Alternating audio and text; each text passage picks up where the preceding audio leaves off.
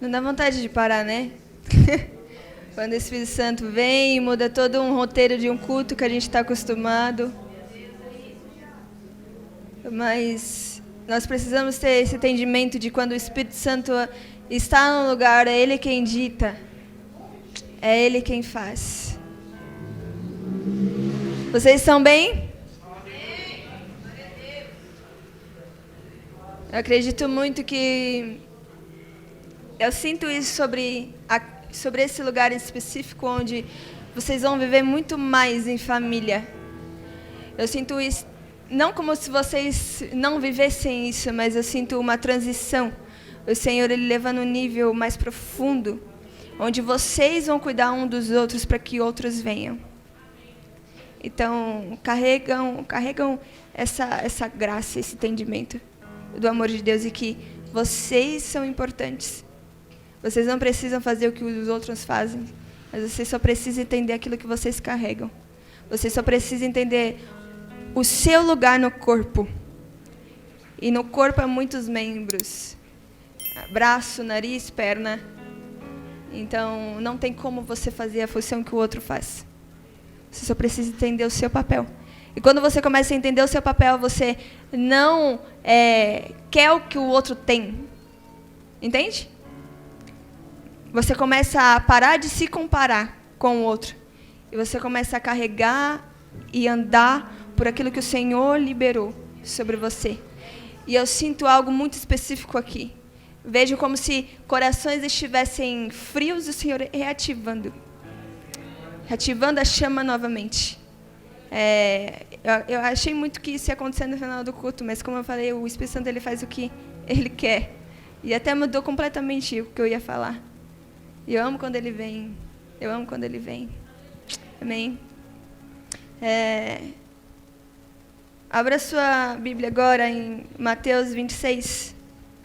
E enquanto Jesus ainda falava, eis que chegou Judas, um dos 12, e com ele grande multidão com espadas e porretes, vinda da parte dos principais sacerdotes e dos anciões do povo. Ora, o traidor tinha dado a eles um sinal. Aquele que o beijara é esse, prenda-no. E logo aproximou-se de Jesus. Judas disse, salve, mestre, e o beijou. Jesus, porém, lhe disse, amigo, o que veio fazer?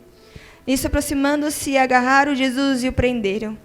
E eis que um dos que estava com Jesus, estendendo a mão, sacou da espada e golpeou o servo do sumo sacerdote e cortou-lhe a orelha. Então Jesus lhe disse, coloca a espada de volta no seu lugar, pois todos os que lançam a mão da espada, a espada perecerão. Ou você acha que não posso pedir a meu Pai, e Ele me mandaria nesse exato momento? Mais de 12 legiões de anjos.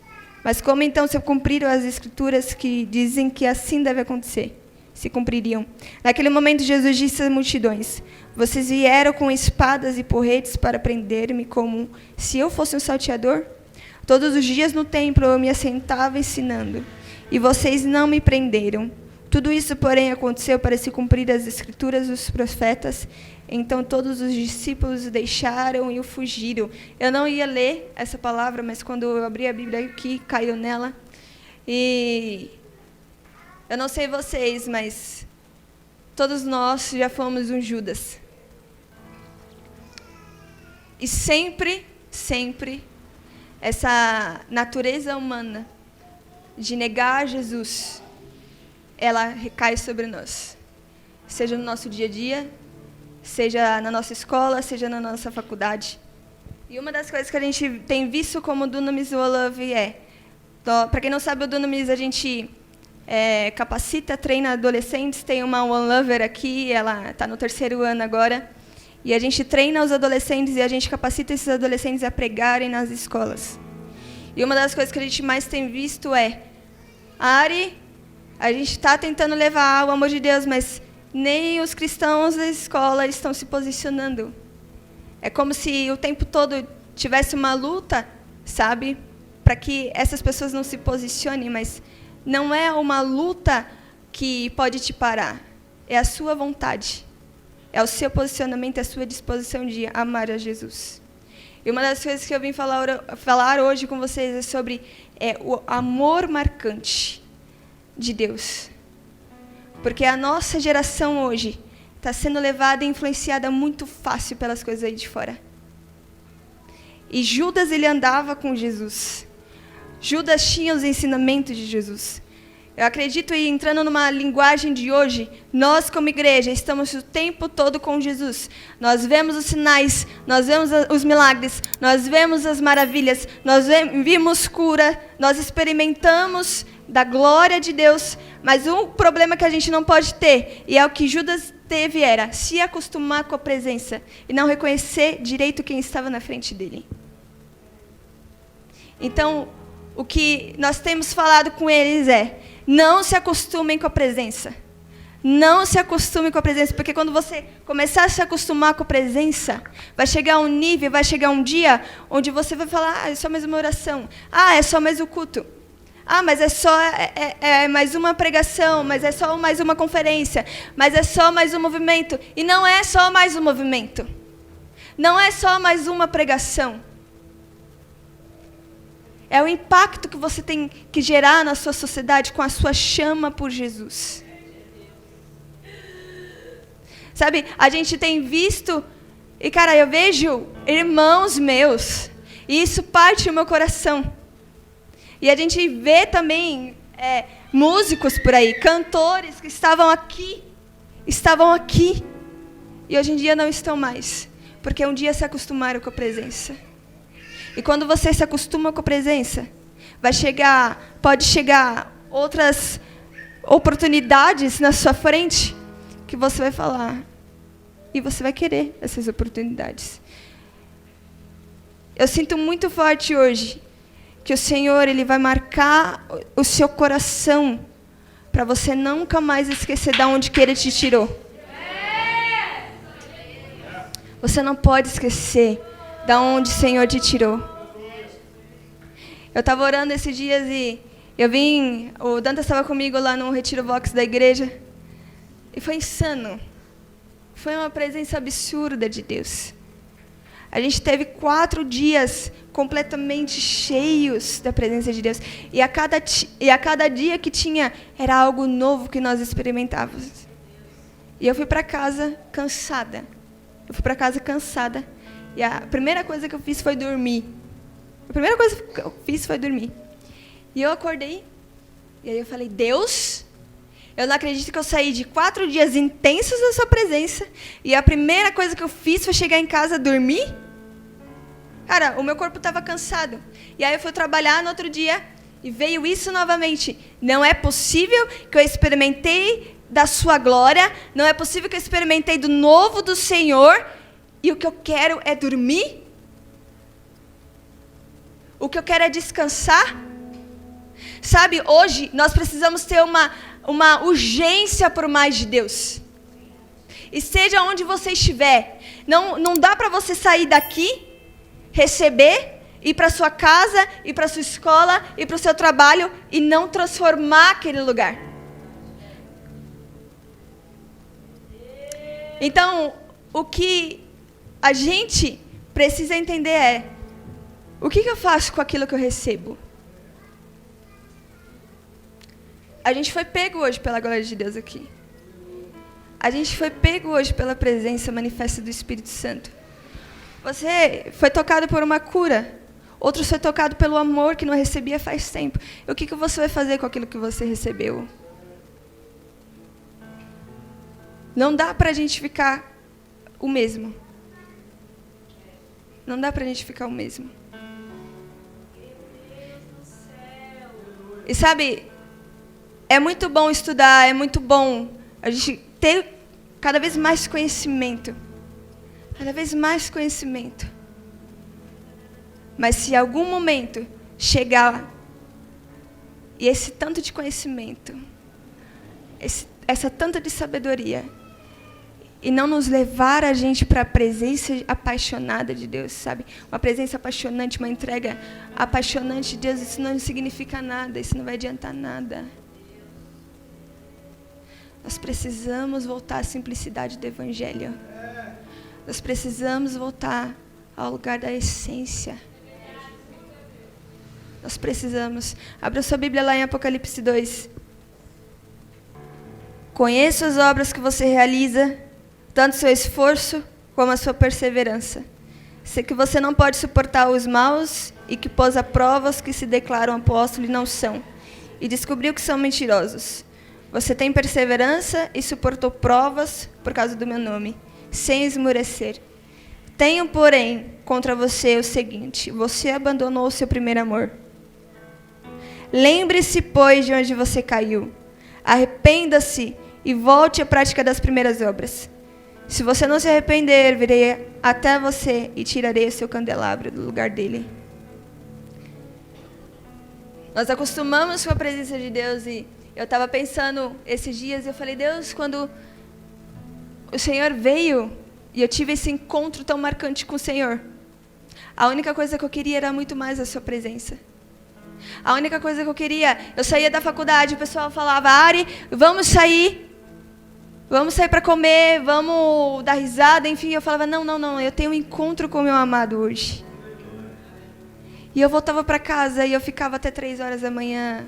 E eu passava 12 horas no meu quarto, porque não tinha tanta demanda. Eu só queria Deus. E aquele amor foi me tomando de uma forma tão grande, que eu falei, Deus, isso não pode ficar só em mim. Tem que ter uma causa do Evangelho que queime em mim também. O que é que aqueles discípulos provaram? O que é que aqueles discípulos viam que não deixavam eles mais viver a vida própria deles? O que é que eles provaram? O que é que eles viram e experimentaram? Que eles entregaram a vida para o Senhor. E eu comecei a querer essa chama. E eu falava, Deus, eu vou trabalhar hoje. Eu preciso pelo menos falar com 10 pessoas. Nem que seja um dia de te ama, mas eu vou falar de 10 para 10 pessoas que o Senhor ama ela. E assim começou esse amor, essa chama, até que algumas pessoas começaram a falar assim, Ariadne, você está radical demais. Você não acha que você está muito fanática? Você está abraçando as pessoas na rua? Você nem conhece elas, você nem sabe se elas ficam desconfortáveis ou não. Uma das coisas que eu tenho a falar para a gente é, se você está perto de alguém e a intimidade dela com Deus, o cristianismo dela te incomoda, é porque você está ficando ofendido, porque você não está buscando o tanto de Deus que ela está buscando. Só que chegou um momento na minha vida que eu comecei a dar ouvido a essas pessoas. E aí fui parando. E aí eu falei, não, eu estou ótima aqui, eu vou chegar em casa, eu vou descansar. Porque está tudo bem, Deus sabe que eu sou humana também, eu preciso, Ele já está aqui em mim, eu já conheço Ele. As pessoas, já orei por pessoas hoje e acabei me afastando do secreto. Ia para o trabalho, orava pelas pessoas, chegava em casa, fazia qualquer outra coisa do que estar na presença. E esse é o perigo da nossa geração. Esse é o perigo da nossa geração. Fazer sem a presença. Se você começa a fazer sem a presença, uma hora ou outra, você vai ficar afastado dela. E a frieza vai te tomar. Então é isso que o Senhor está falando aqui. Eu conheço as suas obras. Eu sei que você faz. Eu sei que você evangeliza. Eu sei que você ora pelas pessoas. Mas cadê o seu lugar aqui na presença? Todos os dias o Senhor está em busca dos verdadeiros adoradores que adoram o Espírito em verdade. E a adoração não tem a ver com banda. A adoração não tem a ver com música, não tem a ver com louvor. Isso é só mais uma ferramenta do Espírito Santo. A adoração tem a ver com entrega, com sacrifício. Então é isso que o Senhor tem pedido para nós como igreja. Não tem como você ter uma vida com Deus se você não é o próprio sacrifício. Não tem como você ter uma vida com Deus se você vem para a igreja para cumprir um ritual. Uma das coisas que ofende o coração de Deus é a religiosidade. Eu acredito que vocês não estão aqui apenas para ficar numa cadeira. Porque o evangelho ele é para fora. Se vocês recebem o amor de Deus, se vocês recebem o evangelho, é para que não parem em vocês. Nós temos Em 24 horas todos os dias, 120 mil pessoas que morrem sem ouvir sobre Jesus. E se isso não causa em você uma urgência? E quer saber de uma coisa? Não adianta você ficar aqui achando que Deus ele não vê a sua vida com Ele. Ele vê tudo. E está na hora da gente acordar e tomar vergonha na cara e viver um evangelho de verdade. Porque tem cristãos aí que não podem ter uma Bíblia. Tem cristãos que não podem falar do amor de Jesus. E eles estão queimando para que o amor de Deus seja espalhado. Nós precisamos carregar essa urgência. E esse é o amor marcante de Deus. Ele te marca, ele te enche, você começa a amar a presença, você reconhece quem Ele é para você e quem você é nele, e não tem como parar em você. Você começa a ter compaixão pelos perdidos.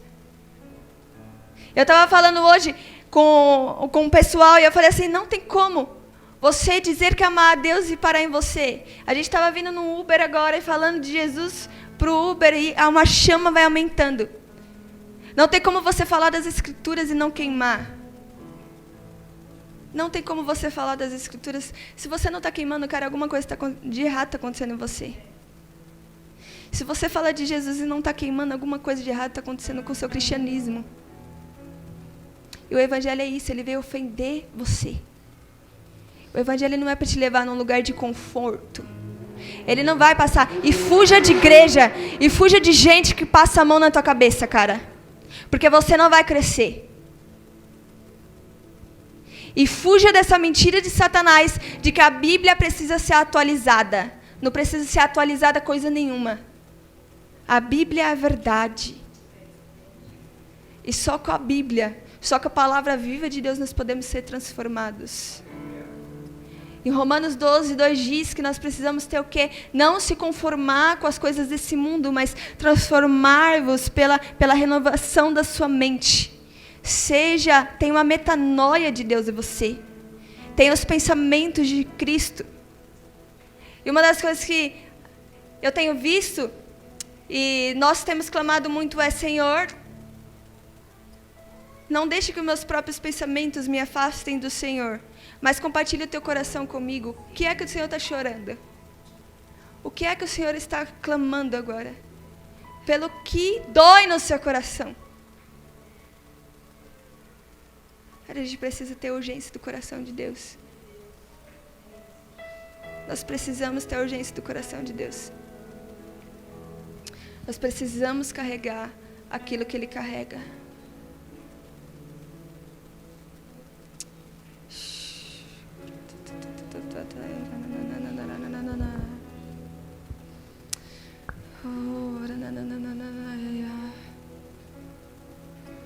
Começa a falar para Jesus agora.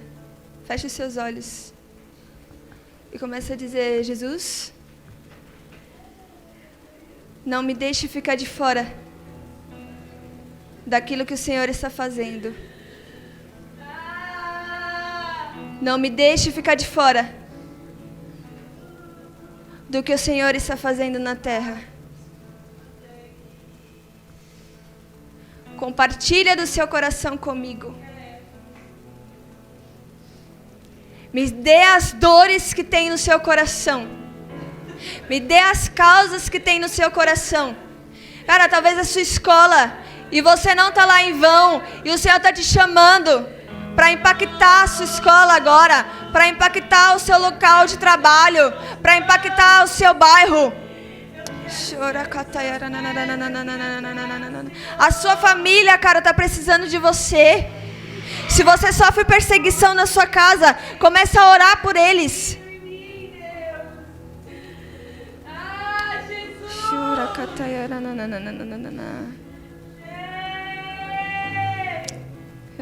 Tem uma história de uma missionária na época da Jocum, e a gente estudou essa história naquela escola, e não tinha uma pessoa que ficou, parada. A gente começou a clamar por almas. E aquela missionária, ela tinha várias marcas no seu corpo, tinha alguns buracos em seu corpo porque ela foi torturada. E ela vivia na Ásia. E a Ariadna, a nossa professora, conta que se encontrou com ela e ela já era de idade. E algumas pessoas falavam assim para ela: para, já deu. Olha o tanto que você já sofreu por Jesus, agora é a época de você descansar. E ela ria e chorava. Ela ria e chorava. E aquelas pessoas começaram a observar e elas falavam assim: vocês não entendem. Vocês não entendem, eu não posso parar. Até que ele venha, eu não posso parar. E ela conta que teve um dia uma experiência com Jesus, onde ela começou a ser chamada para povos não alcançados. E aquela mulher, ela teve uma experiência e ela via um coração, e esse coração sangrava. E quando ela, naquela visão, ela chegava perto daquele coração, aquele coração abria e dentro dele tinha uma ferida aberta. E dentro dessa ferida aberta tinha almas escrito lá. E ela fala que o Senhor, ele começou a falar com ela: o que você faz diante disso? E eu lembro que um dia eu passei por um tempo onde eu estava bastante depressiva. E eu já estava caminhando com Jesus. Eu tinha voltado para Jesus. Meu testemunho é muito longo. Talvez se eu tiver uma oportunidade aqui, eu conto outro dia. Mas eu lembro que diante do meu quarto eu tinha uma dor e um vazio tão grande. E eu falava: Deus, eu conheço o Senhor, mas eu não quero viver. E a gente acha que por estar aqui dentro da igreja a gente não vai ter dores. A gente acha que porque tem uma caminhada com Jesus a gente não vai ter lágrimas, a gente não vai sofrer. Eu lembro que naquele dia eu estava no meu quarto e eu deitei na cama, peguei o travesseiro e quis me sufocar naquele dia. E eu via claramente a luta da morte e da vida. Eu vi claramente a batalha no mundo espiritual. E eu acredito que eu desmaiei, porque eu fiquei naquela, tentando me sufocar. Mas dentro de mim eu falava: Deus, eu não quero isso, mas eu quero isso. E aí eu lembrei do que Paulo falava: o bem que eu quero fazer, eu não faço, mas o mal que eu não quero, esse sim eu faço. A natureza humana estava gritando contra o espírito ali, e o espírito e a carne estavam militando. Mas eu tinha uma dor dentro da minha alma que eu não conseguia conter. E eu tentei me matar aquele dia. Eu tentei me suicidar aquele dia. E eu desmaiei. E no outro dia eu acordei. E logo em seguida tinha uma conferência, Power Love, com o Todd White. E eu fui para aquela conferência e eu falei: Deus, talvez essa seja a minha última conferência. Porque eu não estou aguentando mais aquilo que eu estou vivendo. Eu estou vivendo uma mentira. E aí eu fui para aquela conferência e teve um momento onde o pregador, ele teve uma sessão onde ele falou assim: escreva uma carta. Todo mundo escreveu uma carta. E naquele dia eu recebi uma carta e estava escrito exatamente o que aconteceu. No dia que você quis dizer não para a sua vida, eu gritei sim em cima do seu não. E naquele momento eu caí de joelhos e eu falei: é isso, Jesus. Se um dia eu pensei em tirar minha vida, agora eu quero, Deus, que o Senhor, eu quero entregar minha vida para o Senhor. E se for para morrer pelo Senhor, eu quero morrer pelo Senhor. Então, não sei, cara, uma das coisas que mais queima no meu coração é ser uma mártire. E eu estava falando com uma professora de povos não alcançados e eu falei, toda empolgada: eu quero ser uma mártire, eu quero ir para o Paquistão, ir para o Irã, e eu quero morrer por Jesus. E aí eu achei que ela ia falar: uau, glória a Deus, a gente vai te levar. E ela falou assim: sim, eu posso passar o contato dos irmãos do Paquistão, mas você não vai poder falar. Normalmente você vai ter que usar códigos. E aí eu falei assim: tudo bem. Mas ela olhou para mim e falou assim: você acha que ser mártire com a sua vida, morrer por Jesus, é o suficiente? E aí eu olhei para a cara dela, fiquei, eu querendo dizer, acho. Eu acho, morrer por Jesus, irado. E aí ela falou assim: o seu martírio começa todos os dias, com as renúncias que você tem que dar na sua vida. Esse é o seu martírio. A morte é só um bônus. Ou você acha que os irmãos que estão em povos não alcançados, quando eles estão torturados, eles não tiveram grandes renúncias antes? E é por isso que muitas vezes a gente chega diante de Jesus, a gente vê, na verdade, muitos que negam a Jesus, porque não teve vida de sacrifício antes. E é esse lugar que o Senhor está chamando vocês nessa noite. Eu sinto coisas que serão deixadas para trás hoje. E o Senhor está chamando esse lugar para vocês deixarem aquilo que prendem vocês ainda no mundo. E que se tivessem gente chegando na sua frente e dissesse, nega Jesus. Nega Jesus. Não. Tem mais um desejo carnal aqui. Vai, é só mais uma vez, o Senhor vai te perdoar. Não tem problema não, se masturba hoje, o Senhor vai te perdoar amanhã. Assiste uma pornografia hoje, está tudo bem. O Senhor vai te perdoar amanhã. Arrependam-se. Arrependam-se. Vocês não precisam disso. Levante do seu lugar agora.